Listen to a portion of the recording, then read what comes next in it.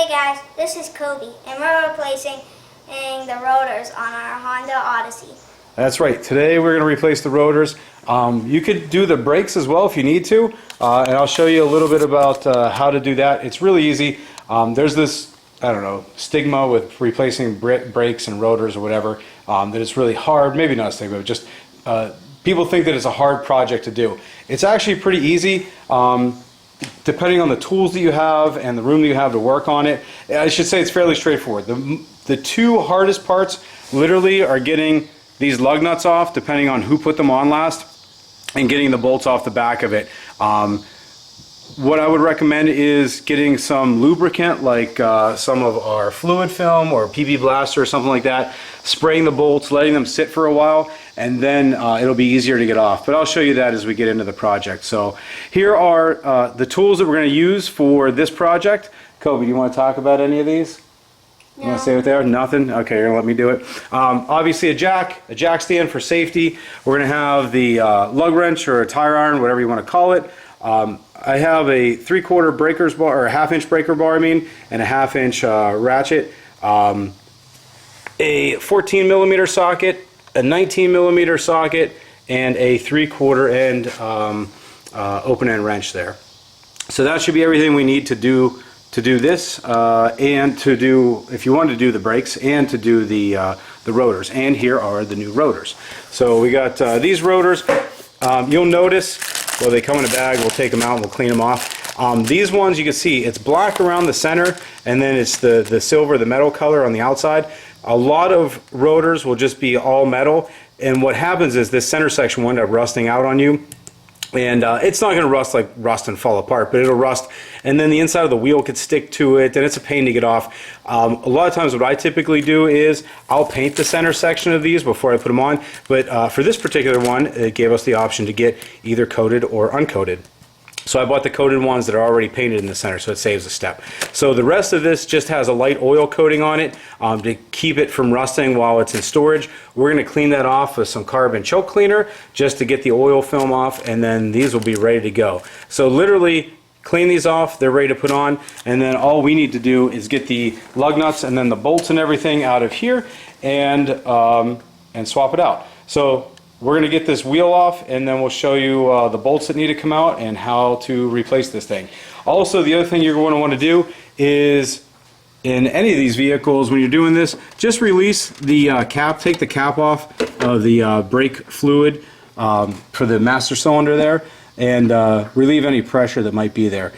You might not need to do that depending on if you need to compress the piston inside the caliper or not. But I say just take it off to be safe so that you're not blowing anything out, and it makes it easier if you do need to do anything with the piston inside the caliper. So we're going to get this thing jacked up, get a jack stand under it, and show you what needs to be done to swap this rotor out.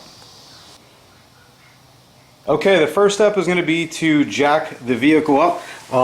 Most newer or modern vehicles don't have frame rails, they're unibodies, but they all have these little jack points. So if you've never looked underneath, or if you've never jacked a car up, just look under the front, and usually on either side, right behind the front wheel, there's a piece of metal right there. That's your jack point. You're going to put your jack right there, jack it up in the air, and then we're going to get the jack stand up underneath of it to support it. Okay, go ahead. Yep. Wow.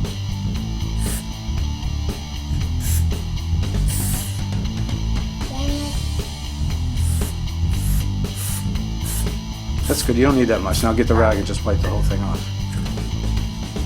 Like push down, like literally, like push on it and wipe it.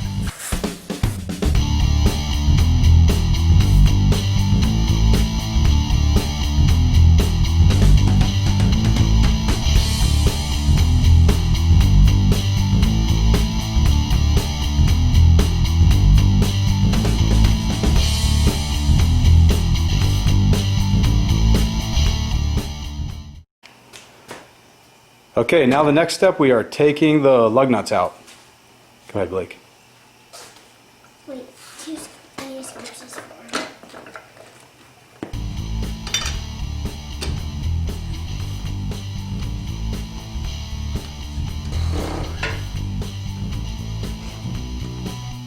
And yes, I did loosen them up a little bit first.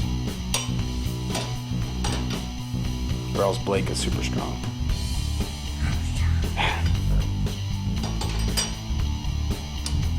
Yeah, the first one he didn't, I can tell.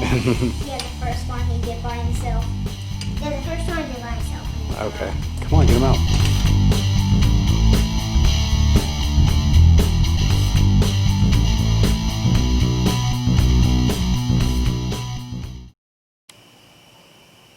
Okay, now that we got the wheel off, you can see the rotor that's behind it and the whole caliper that has the brake pads sit behind it. If you want to replace the brake pads, it's really simple. 2 bolts here and it comes right off. I'll show you that process here in a minute. And for the rotor, if you can see, or for the caliper I should say, there's a bolt here and there's one right up here. They're 19 millimeter bolts. You just got to loosen those 2 up and take them out. And once you take those 2 out, this whole assembly will just come right off. And then once that's off, the rotor just pops off and then you put the new one on. The biggest pain though, again, is getting these bolts off because they have probably been sitting on there for quite a while and not taken off, maybe even since it was the vehicle came from the factory. So you want to put some lubricant, again, maybe some fluid film or PV blaster or something on both those. Let them sit for a little while. If they don't come out after that, you could put a little heat to each one. If you have like one of those little butane torches or something, you could take one of those to it or a regular set of torches, heat it up just a little bit around the head of the bolt, and then try to break it loose with like a breaker bar or a socket set or something like that, and then it'll come off. So I'm going to take these 2 off. We're going to get this whole assembly off, and then I'll show you what it looks like to just simply replace the rotor.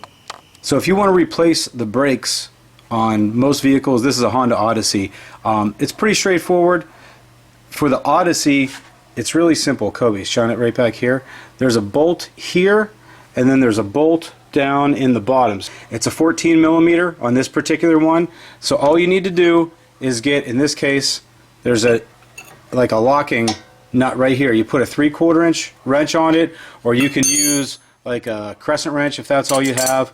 You hold that here and then put a socket on the back here, loosen it up. You take that bolt out, take the bottom bolt out, and then this whole section of the caliper is going to come out. So this is underneath here. This is what holds the piston in. Once you take this off, I got it loosened up, so let me take this off. Your brake shoes are going to be right underneath of it. So I'm going to just tilt this up, put it on the top for right now, and there's your brake shoes. These are really, really easy to replace. I've replaced them on a ton of vehicles, but this Honda Odyssey is super easy. Honda did a nice thing by putting one of these spring tensioners in. Hold that right there, Coby. Which is really nice because what it does is it actually pushes the brake pads away from the rotor when not engaged. So normally on vehicles you'll grease up the top and the bottom so that there's not that much friction, and just the natural friction or pressure from the rotor will push the pads out just a little bit, but you still get a little bit of rubbing. With these extra little spring clips, it actually puts just that much more pressure on, pushes it away, so you don't get any rubbing or any noise out of it, which is really nice. So all you need to do is slide, for this particular case, you slide this side out, that side out. You could take these little tensioner springs out, and then you just slide your 2 new ones in, put your tensioners back in, and then you have to squeeze the piston back in place. And once that's squeezed in, this unit will slide right back over here. You tighten it up and you're done. Okay, I got the 2 bolts out of the back. Actually, it wasn't quite as bad as I thought it was going to be. And see, you can see this whole unit now is loose, and I just slide it off. It's pretty heavy. The unit just comes right off now. And there's the rotor. And then this usually will just pop off. Sometimes you got to get a rubber mallet or something, tap it to get it off, and then it'll just slide off. There's nothing else that holds it on. A lot of times it'll rust in the center section, which is why I was saying I like to have the inside painted, and then I'm going to put a little bit of grease around the inside of this before I put the new one on, because a lot of times it'll stick right there. So I'm just going to pull it off. Yep, just wiggle it off. Yep, keep wiggling it.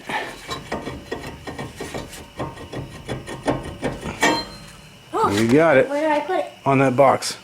Right here? Yep. Mm-hmm. Yep. And then get the other one and let's put the other one on.